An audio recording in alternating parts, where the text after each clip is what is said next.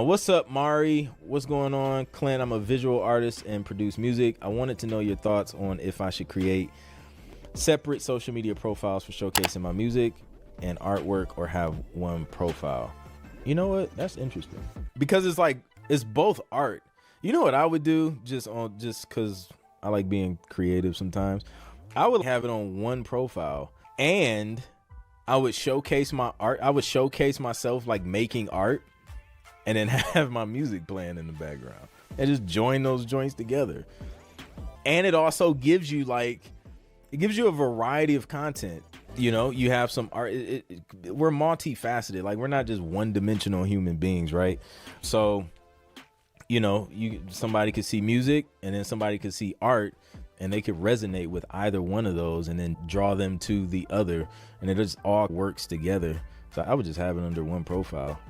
And if you've ever tried growing a profile, try growing two. It's challenging. So I would just focus on one, build that, and just crush it with that. G5 has a question. Let's bring him up.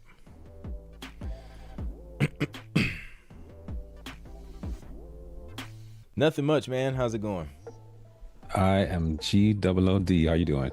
Good, man. I'm good. Yeah, I have a question regarding metadata. Okay. So I hear people say, okay, you need to add metadata. Like, I have Disco, and Disco automatically populates your track with metadata. Mm-hmm. Should we be adding more? I don't think you need to. As long as you're completing the information that Disco allows you to do, I think that covers you for the main things, right? Like your song title, writer information, BPM, genre, keywords. I think that's the main stuff they're looking for. And then if they need any more or they want to get more specific, typically the publishers either sending you some type of spreadsheet or you're uploading the way that they want you to upload it. So yeah, that should definitely cover you. Okay.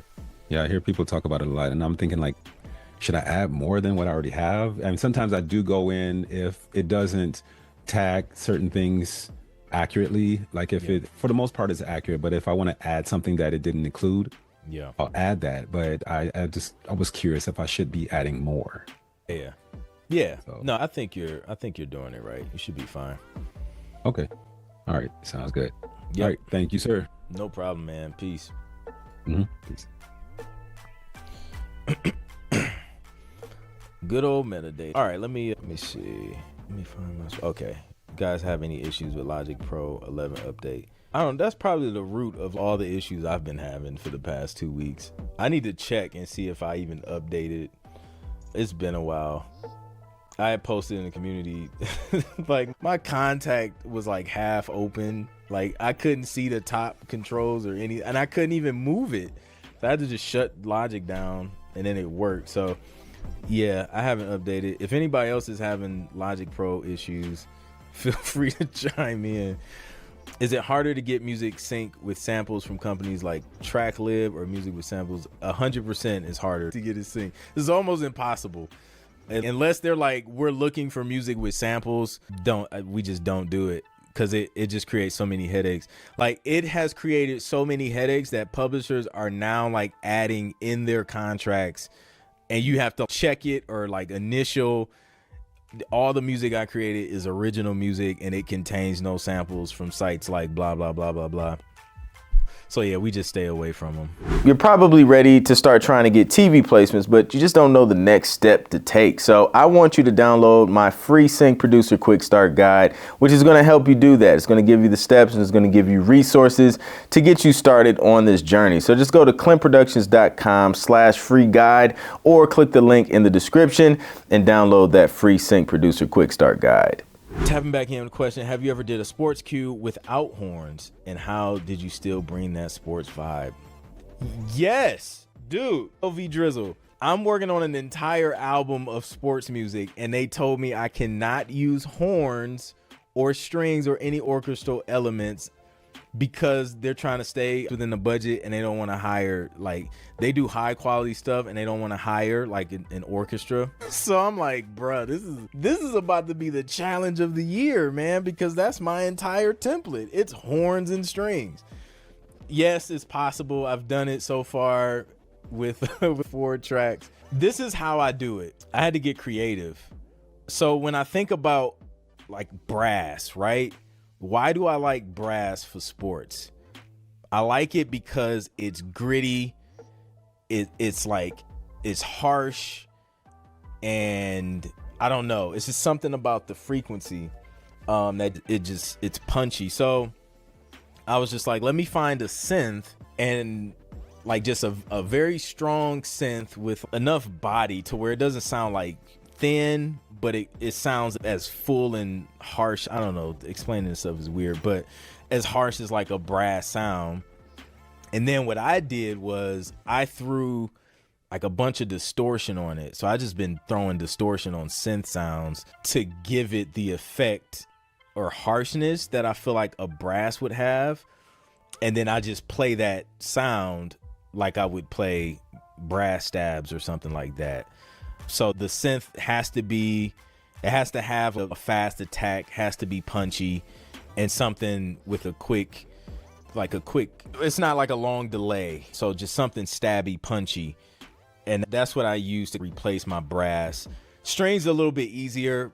I'll just use pads or something like that to have something soft and legato-ish.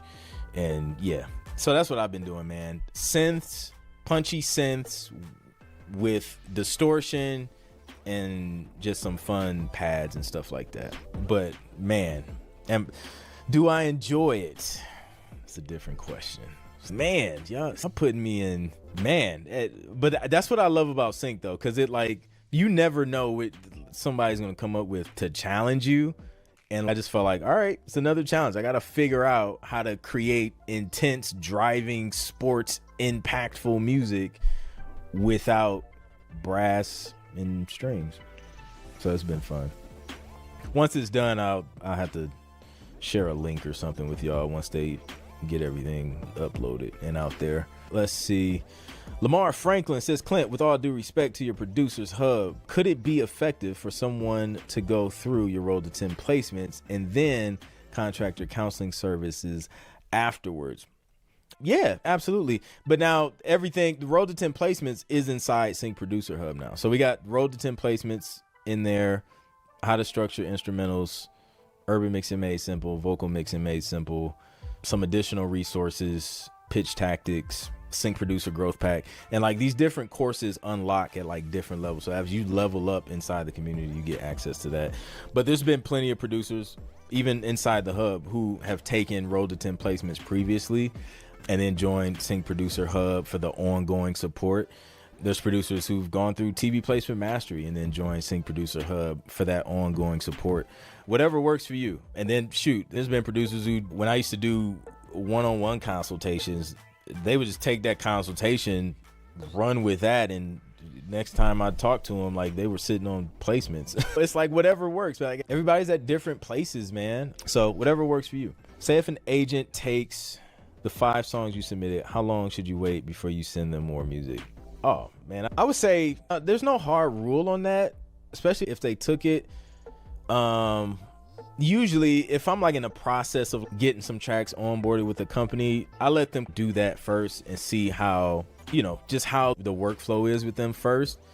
And then after we get that out and it's done, then that's when I'll reach back out, or unless they hit me up with another brief. Sometimes that happens too. Like I have companies where stuff is just like in the air, like you'll submit and then boom, you're like on to the next brief. You know what I mean? So it just depends on what's going on. DJ Finesse is weighted keys. It's crazy. I recall buying a FATAR motherboard, proper full weighted keys, and ended up playing Hammond organ on it through a synth module at a convention.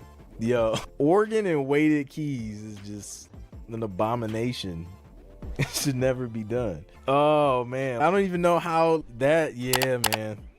Wow, the things you go through in life.